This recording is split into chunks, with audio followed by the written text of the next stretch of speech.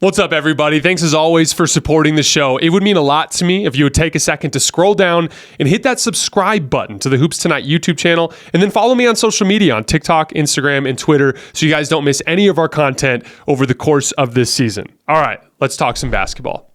I wanted to talk a little bit about OG Anunoby's first game with the Knicks. Impressive win as the Knicks beat the Minnesota Timberwolves. On offense, you saw the benefit of OG Anunoby right away. Hit, 3 corner threes. I talked a lot about how so many Knicks games in recent weeks were ended, like it's like a tic-tac-toe, right? Like it's like Jalen Brunson makes a play at the point of attack that draws multiple defenders.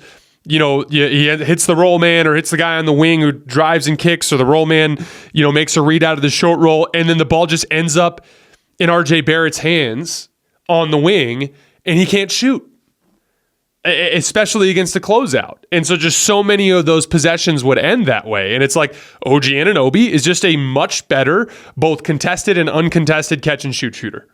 And like he's going to make the corner threes in a way that RJ Barrett can't. The second big thing that stood out to me is just his athleticism. Again, this is a type of athlete that the Knicks just did not have on the roster, like an actually perimeter quick tall guy. They just didn't have this. Right?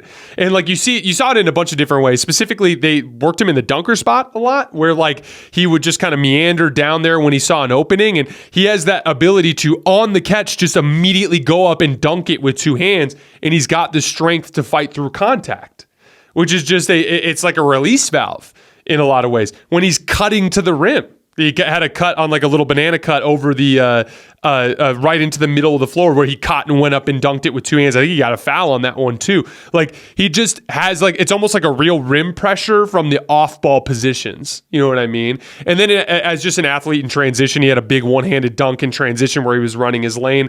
I think he's just going to make them so much better on the offensive end of the floor, and I thought you saw that immediately. Now, defensively was a chore. They put him on Anthony Edwards to start the game. And the Timberwolves are an excellent screening team, and OG was really struggling to fight over the top of screens, and so Ant did get downhill a lot. I've talked about this before, but like the Knicks might want to experiment with switching just because of the size of their front line, and OG Anunoby being a big body that can be easy to screen sometimes. And we'll see. Maybe it's just one game, so I don't want to overreact, and we'll see what kind of scheme ends up working best for them. The other thing, too, is the Knicks, as currently constructed, are not a rim protection team. They don't have like a big old rim protector, especially since Mitchell Robinson's hurt. And so an over-the-top chasing kind of on-ball scheme serves to funnel, and you only really want to funnel when you have excellent rim protection. So it might be interesting. We'll see over a larger sample size, but it might be interesting to see the Knicks try to do some more switching because OG Anunoby can guard bigger players, because they can have like a team-wide help and recover scheme to try to help them do okay in mismatches.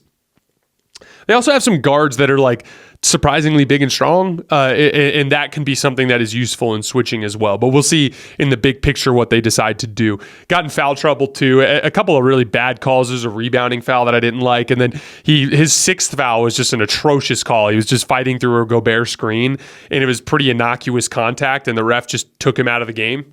Something I'm not a huge fan of, but it is what it is. But overall, I thought it was an impressive debut for OG Anunoby, a clear demonstration of the ceiling-raising ability that he has.